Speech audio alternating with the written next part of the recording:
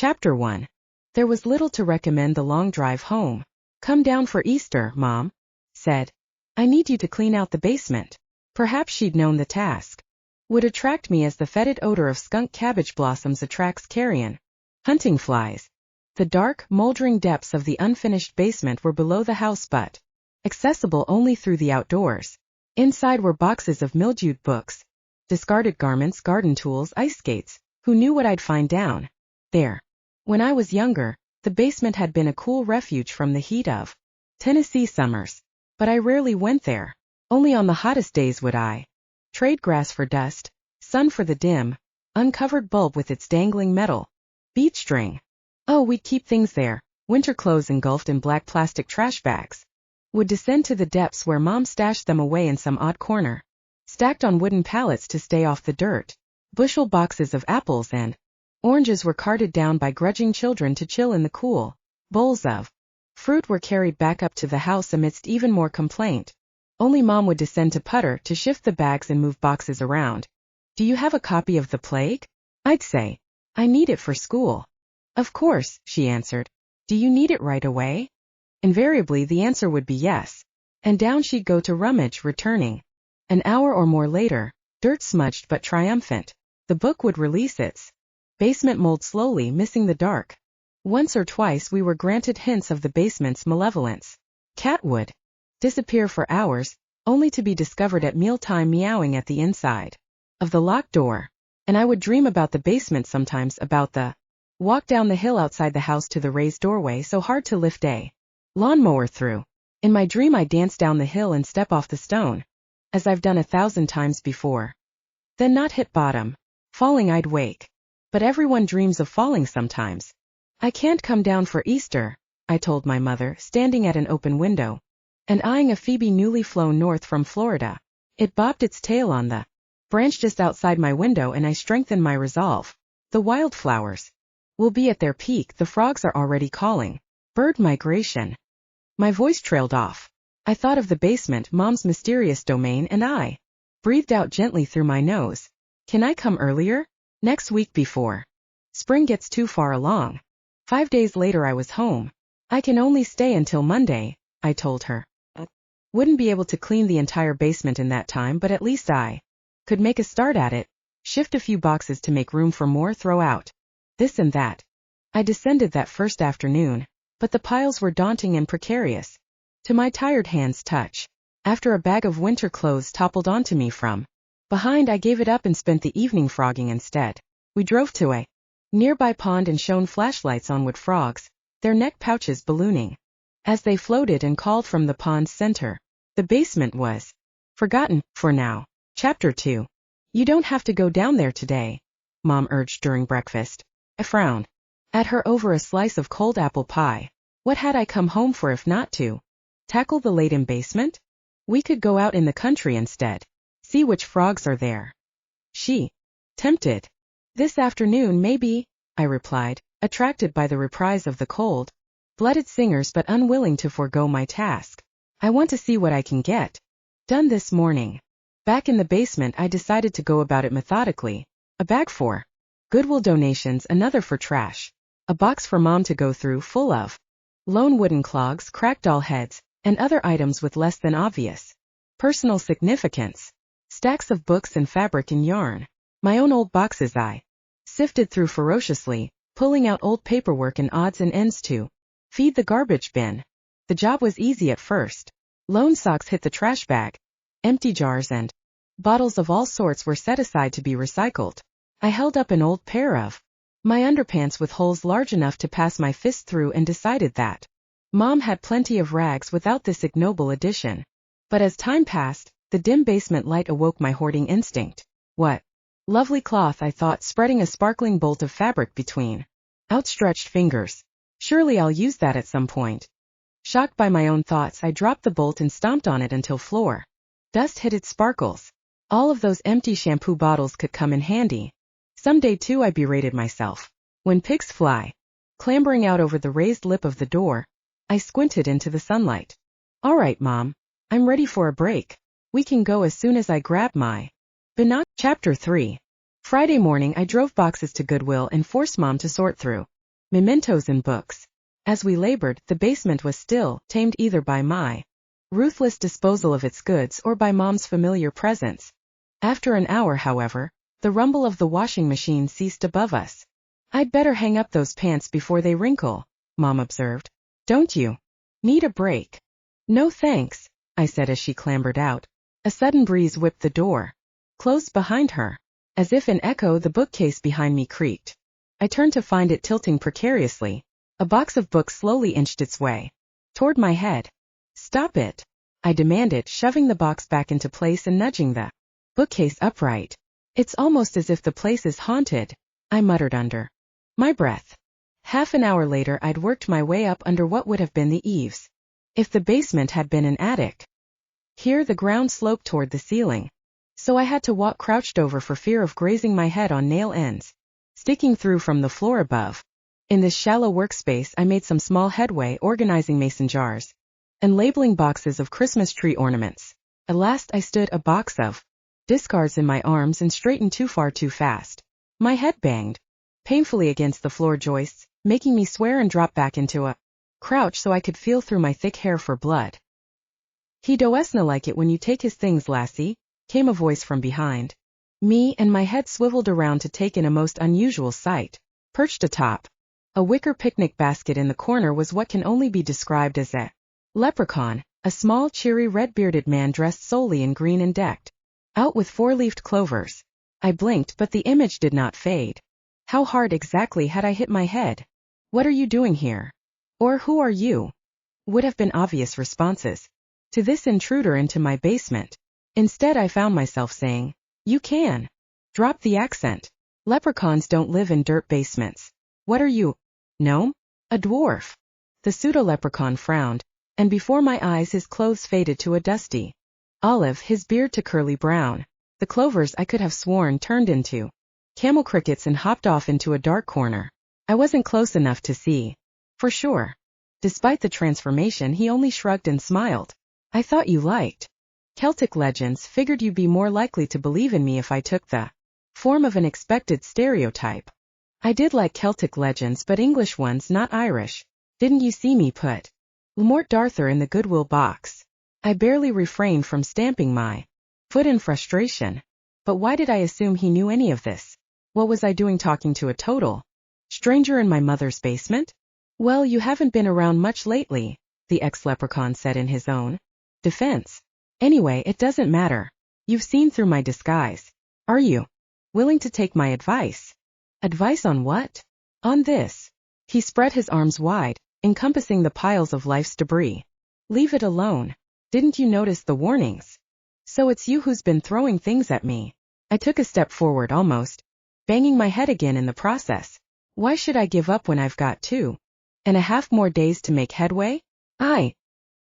He waved his hands furiously and began to object, but I raised my voice and overrode him. "I'm going to make sense of this place." I began. "Don't," he yelled. "If I have to spend every waking hour, I'll. No, you're standing on the. Clean up this place if it kills me." "Salamander," he finished lamely, his voice now meek and resigned. Despite myself, I peered down at what should have been dirt floor. The ground wiggled. A rock mound slid aside to reveal one golden eyeball. "Challenge accepted," the beast intoned. Then it went back to Chapter 4. Our minds are quite adept at dismissing perceptions that have no place in the expected world. Brown basement spirits and tremendous salamanders surely had no niche in my experience, so by the time Mom and I joined up with my brother and sister at a local waterfall, I had completely forgotten the strangeness of the morning.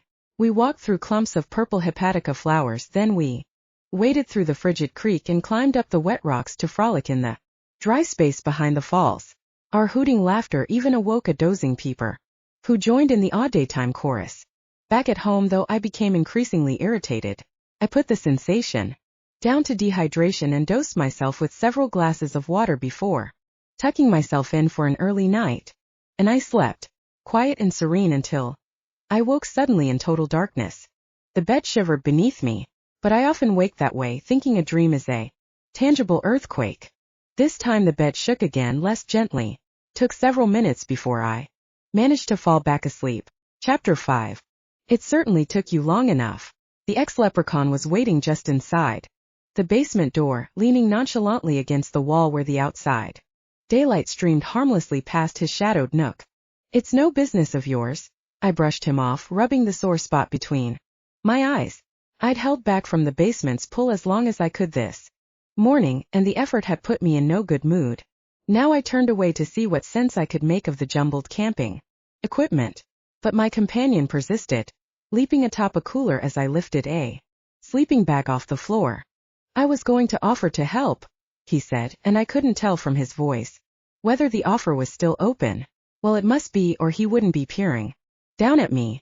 Unless, of course, he just enjoyed the opportunity to gloat. If you want to help, you can start by sorting out that mess, I told him, pointing to a tangle of twine, string, and rope of various thicknesses. The ex-leprechaun snorted, but began, absent-mindedly, to pick at a knot.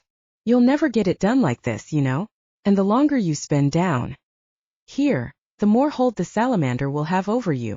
Surveying the basement, I was forced to agree. This was a job for 10 people. Not for me and one argumentative dwarf. Even so, his words drove me crazy. And I suppose you have a better solution? As I said, I could help. He snapped his fingers and a grinding noise prompted me to spin around in time to see a mass of carpentry tools reorganize themselves, becoming clean and shiny before my very eyes, even as a host of bent and rusty nails leaped for the trash box. And in exchange you want my firstborn child, I said waspishly, turning back to the little man and doing my best to raise one eyebrow.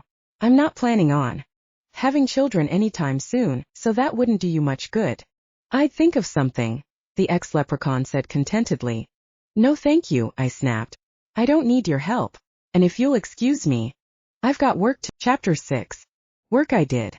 All that long morning and even longer afternoon I ran up and down the slope from basement to street, carrying trash bags and Goodwill boxes to the curb and the car.